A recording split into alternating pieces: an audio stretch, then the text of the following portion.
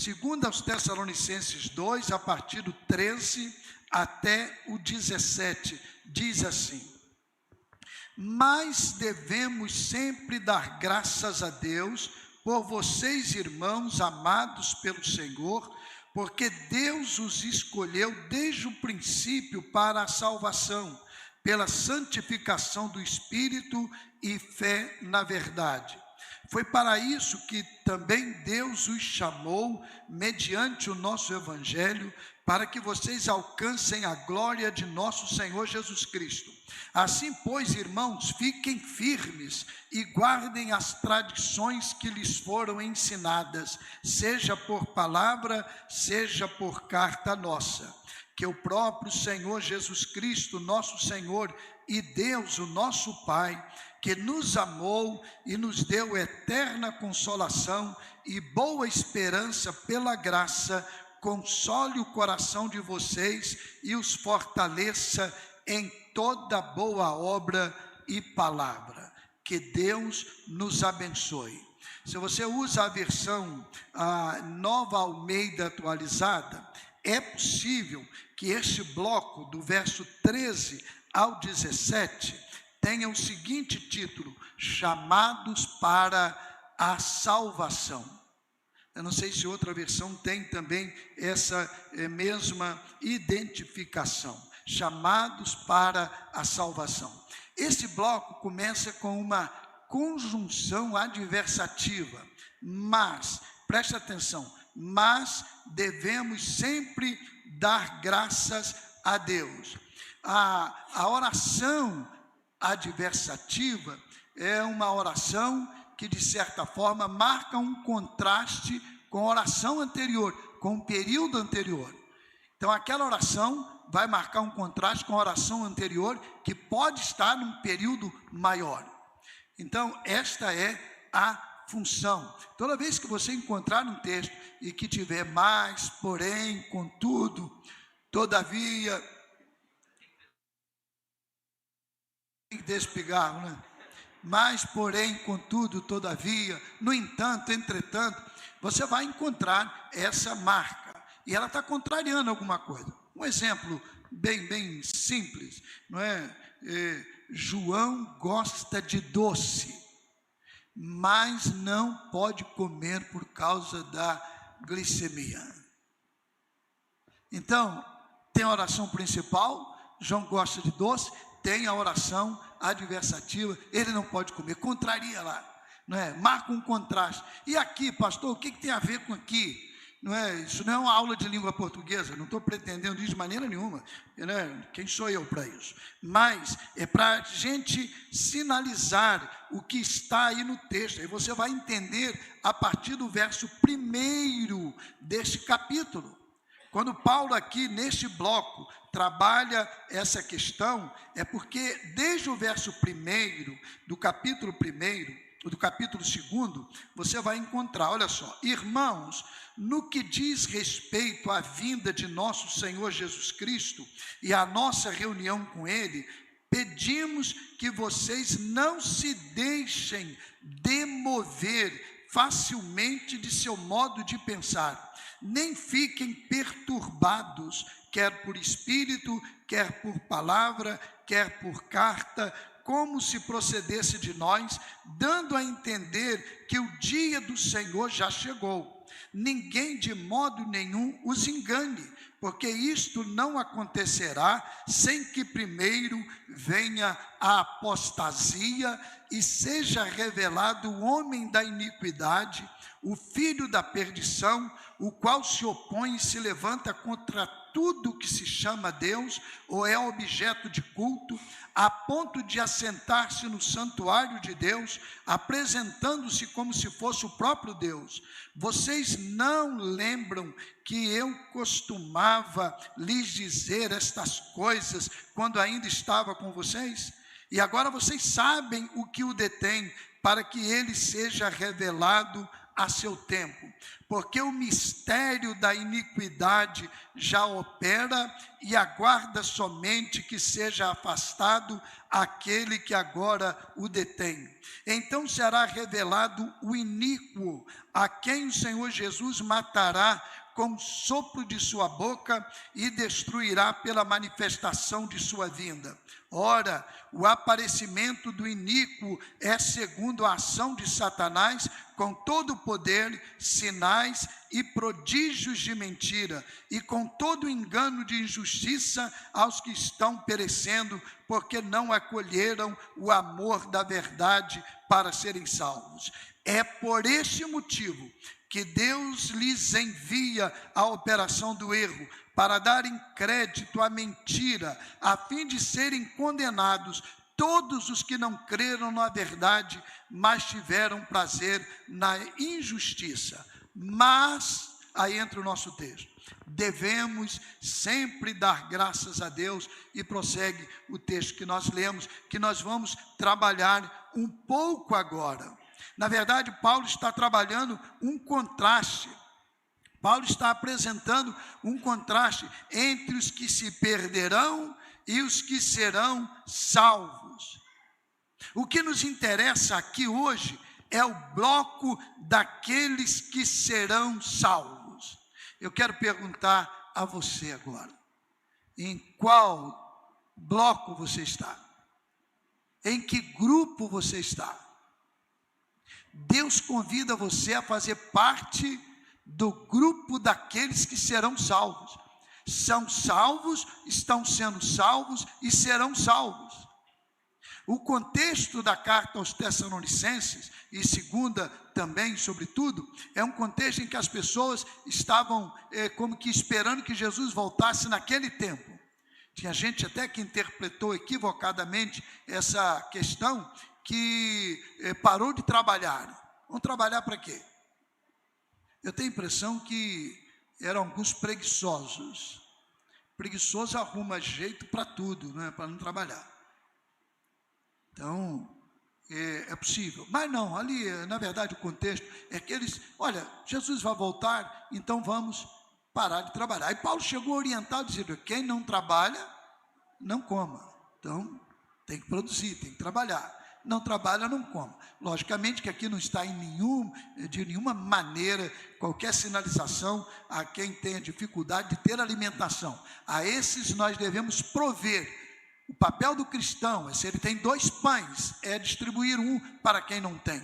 Ele não pode ficar com 2 pães, sujeito inclusive a estragar e deixar alguém dizendo, eu estou com fome, e não dar o pão. Mas esse é outro assunto. Mas aqueles cristãos estavam vivendo isso, e Paulo orienta.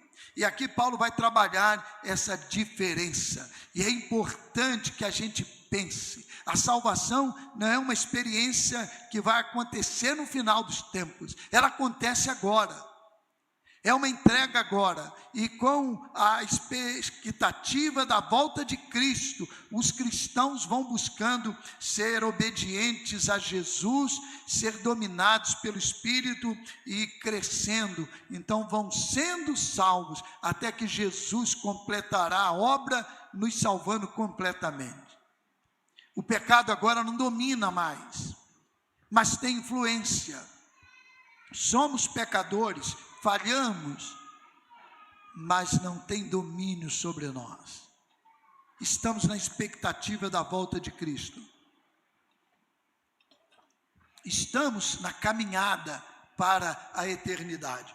Então, dentro desse bloco eu quero destacar, primeiro, gratidão pelos que Deus escolheu desde o princípio para a salvação. Veja só, verso 13. Mas devemos sempre dar graças a Deus por vocês, irmãos amados, pelo Senhor, porque Deus os escolheu desde o princípio para a salvação, pela santificação do Espírito e fé na verdade. Fomos escolhidos por Deus, glória a Deus por isso. Escolhidos desde o princípio. Aí aqui, às vezes, a coisa pega. Então tem gente que diz assim: se Deus escolheu, eu não tenho que fazer nada. Então Deus escolheu uns para a salvação e outros para a perdição.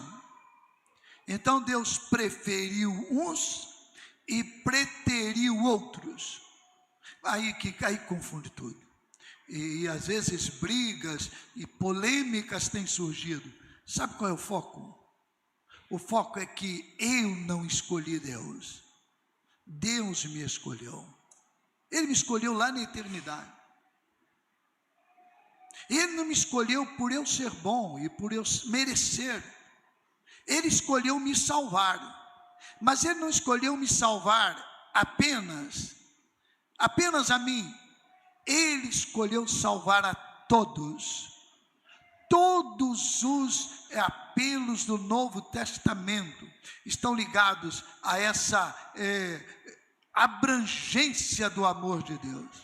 Porque Deus amou o mundo de tal maneira que deu o seu Filho unigênito, para que todo aquele que nele crê não pereça, mas tenha a vida eterna. Vinde a mim, quantos? Vinde a mim, todos. Vinde às águas, todos os que têm sede. Todos os apelos, todos os convites, incluem todos. Então a discussão não deve ser esta.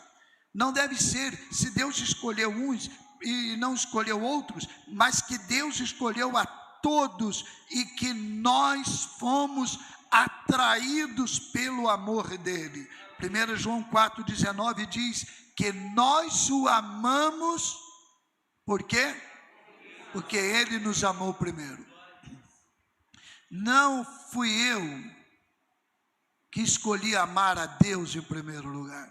A minha natureza era para rejeitá-lo. A minha natureza era para desprezá-lo. Mas Deus me amou. E Ele me escolheu. E Ele me apelou. Ele me convidou. Ele me caçou. Há um teólogo que me fugiu agora. Eu não sei se é o Jorge Led, no seu livro, que diz que o cão de caça, Deus é como um cão de caça. E Ele procurando o homem. Procurando o homem.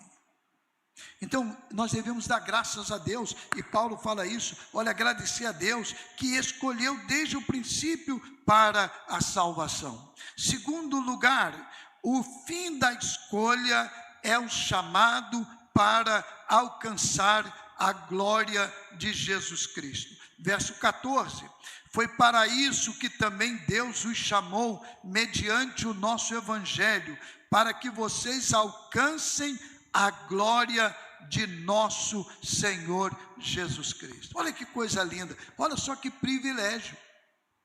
Deixa eu falar uma coisa aqui para você, para mim. Nós nunca seremos iguais a Jesus. Jesus é Deus. Nós nunca seremos Deus. Mas Ele nos alcançou e nos deu o privilégio de participar da glória dele, receber a glória dele. E haverá um dia em que nós seremos transportados para esta realidade, com a vinda de Cristo, ou com a nossa ida antes para a eternidade, e nós começaremos a experimentar, até o dia que Ele tem separado para consumar tudo isso, nós experimentaremos a glória dele, receberemos a glorificação, não experimentaremos mais dor, sofrimento, tristeza, distância, apatia, frieza, traição, decepção.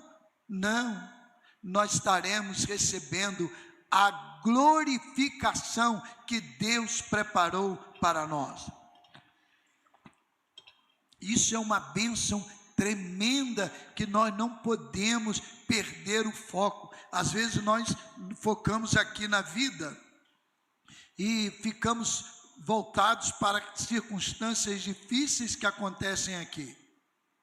É verdade que muitas pessoas sofrem, experimentam sofrimentos, e devemos ser sensíveis a essas situações. E se sofrermos, devemos também pedir a Deus que tenhamos solidários ao nosso lado.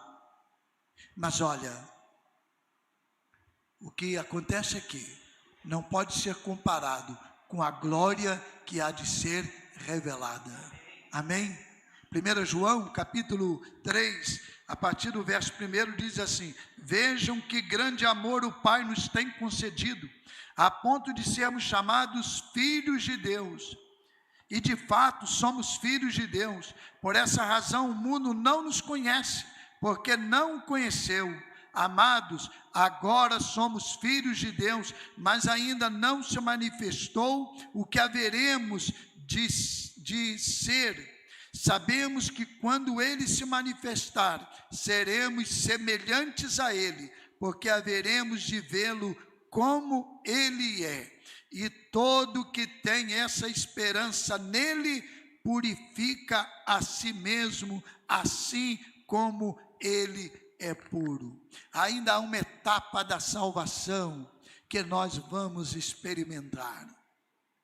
Quando você foi alcançado por Jesus, você experimentou a regeneração e a justificação. Eu não sei qual é o primeiro, nem sei se alguém já conseguiu responder essa questão. Eu acredito que acontecem simultaneamente, ao mesmo tempo. Aí depois vem a santificação. É a caminhada que você está agora empreendendo.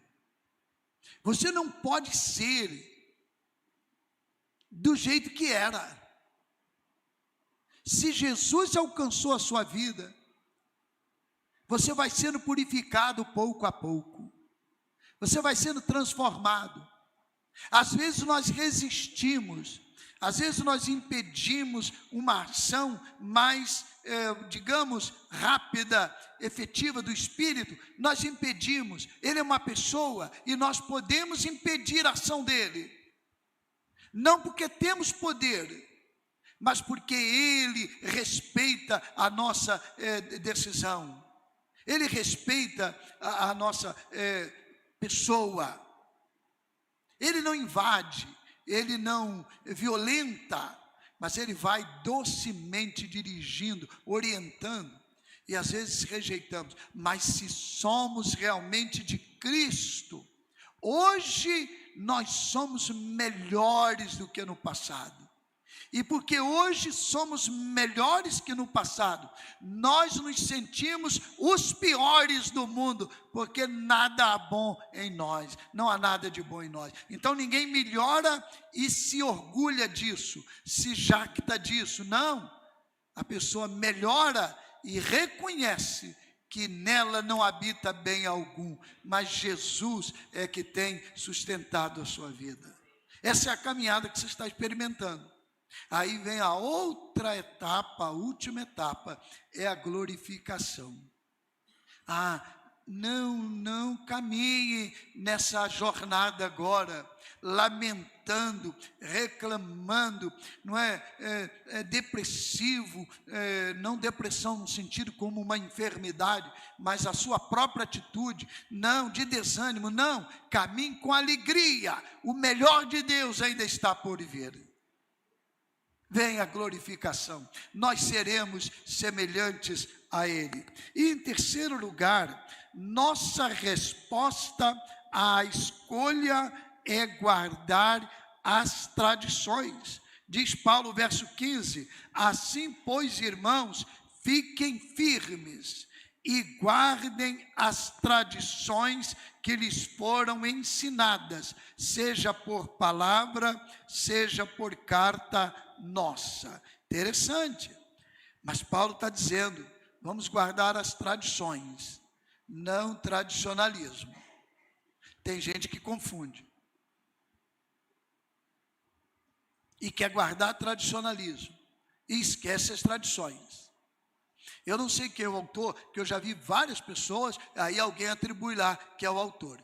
Então eu não sei, eu não me arrisco, mas alguém já disse que tradição é a fé viva dos mortos. Tradicionalismo é a fé morta dos vivos. Eu vou repetir: tradição é a fé viva dos mortos. Tradicionalismo é a fé morta dos vivos. Aí Paulo está dizendo, nós temos que guardar a tradição, as tradições. O Evangelho não é uma descoberta nova. O Evangelho é nova do Senhor. E cada dia é um dia novo. Mas o Evangelho é um programa que Deus estabeleceu. Às vezes tem gente que fica num frisson danado a partir de uma ou outra novidade. Meus irmãos, está aqui a pureza do Evangelho. Deus nos deu a palavra dele para que a gente se apodere dela e tenha nela o nosso manual para nos guiar e nos dirigir. As novidades não são nocivas quando elas carregam o fundamento da tradição que o Senhor preparou para nós.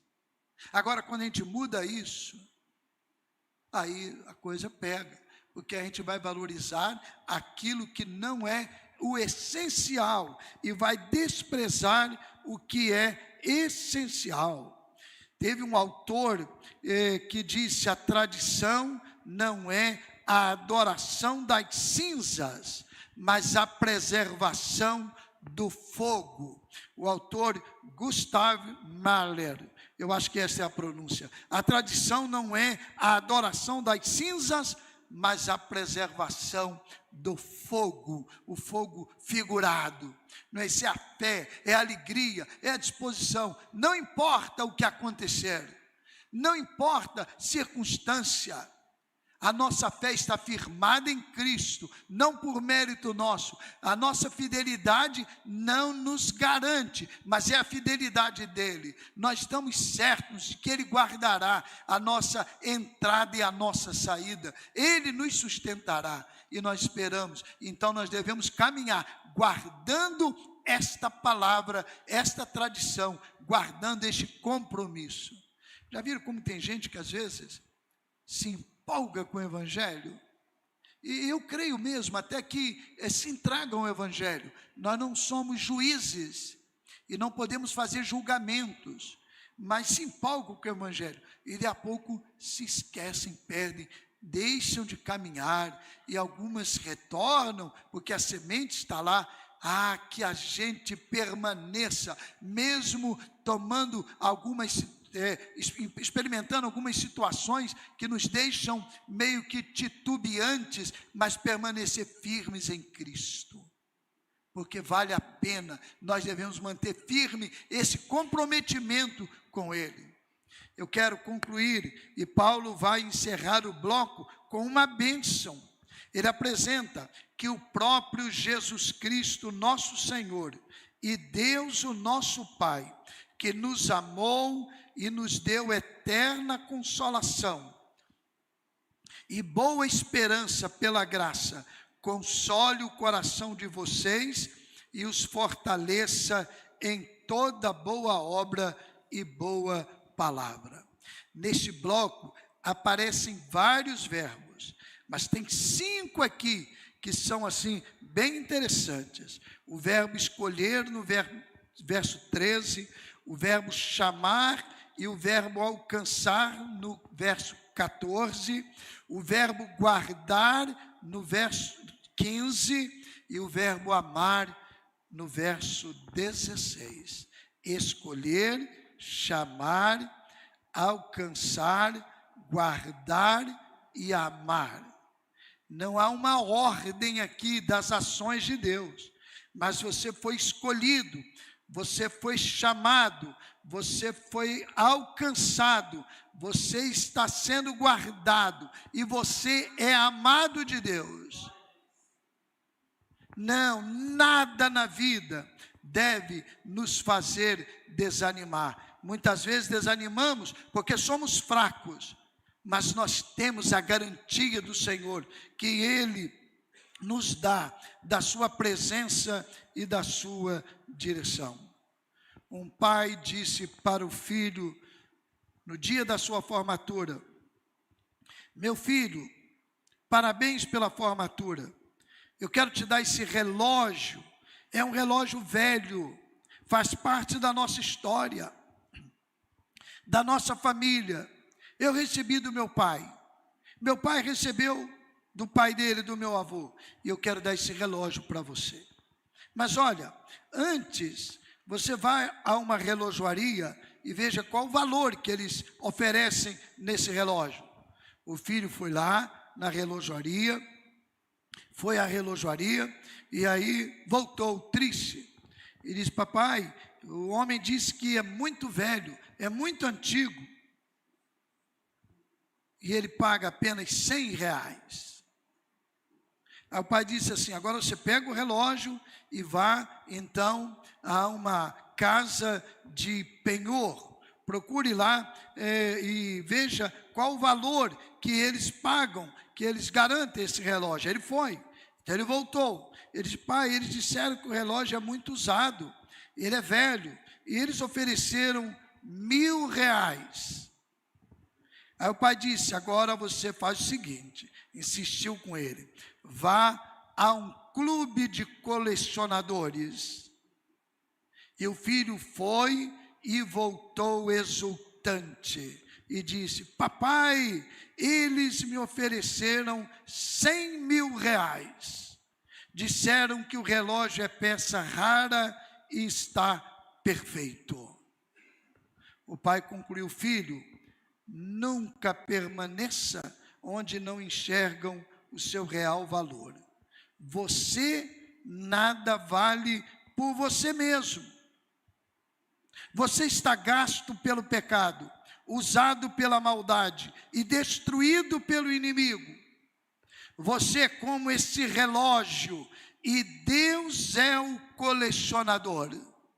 Ele te pagou um valor, Ele comprou você por um valor altíssimo. Você tem valor para Ele. Não aceite as migalhas deste mundo. Não aceite as propostas enganadoras do mundo. O seu valor para Deus não pode ser medido. Você não foi comprado com prata ou ouro. Você foi comprado com o precioso sangue de Jesus. Ah, meus irmãos, às vezes a gente perde esse sentido. Eu não sei quanto tempo eu vou ficar aqui. Vocês sabem que eu peço para viver 100 anos. Saudável, não quero dar trabalho a ninguém. Mas eu não sei quanto tempo. Não sei quanto tempo você vai ficar. Eu espero que seja muito também. Mas olha, o tempo aqui, por melhor que seja, não pode ser comparado com o que Deus preparou para nós.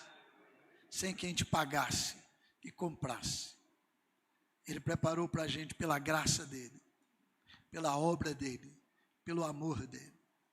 Curve sua cabeça, fale com Deus durante 1 minuto. Diga para Ele: Senhor, eu quero, Pai, eu quero dar resposta a este amor. Eu não tenho condições por mim mesmo, mas eu quero dar resposta a este amor. Eu quero dar resposta. Eu quero experimentar a Tua direção, Senhor. E quero viver vencendo os obstáculos que me impedem de um relacionamento mais íntimo contigo. Senhor, me ajuda, fortaleça-me. Senhor, eu quero viver para dignificar e honrar o nome de Jesus, por essa tão grande salvação que Ele me deu. Faça esta oração. Se você está aqui e ainda não tem uma decisão clara por Jesus, convidando Jesus a ser o seu salvador pessoal, mudando a sua caminhada e a trajetória da sua vida, faça agora esta oração. Se você estiver em casa acompanhando, faça agora esta oração. Se você está aqui cheio de dúvidas, já entregou a vida a Jesus, mas tem desanimado, tem tropeçado e tem pensado que não vale a pena, reacenda o seu amor por Cristo, porque Ele morreu por você e por nós.